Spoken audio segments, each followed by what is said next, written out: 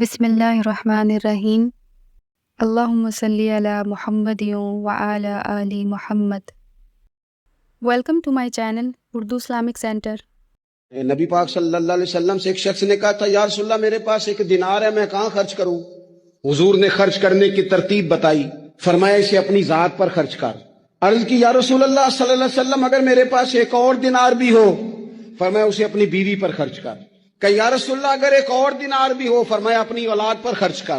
یا رسول اللہ اگر ایک اور دینار بھی ہو؟ فرمایا خادم پر خرچ کر، اپنے غلام پر خرچ کر، اپنے ملازم پر خرچ کر۔ یا رسول اللہ اگر ایک اور بھی ہو؟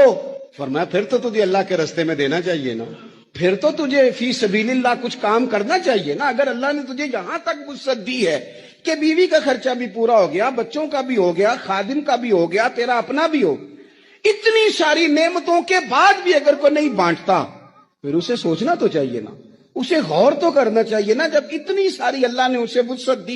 میری ویڈیو کو لائک کریں اور زیادہ سے زیادہ شیئر کریں تاکہ صدقہ جاریہ کا ثواب آپ کو بھی ملتا رہے، اور میرے چینل کو سبسکرائب کرنا نہیں بھولیے گا۔ جزاک اللہ۔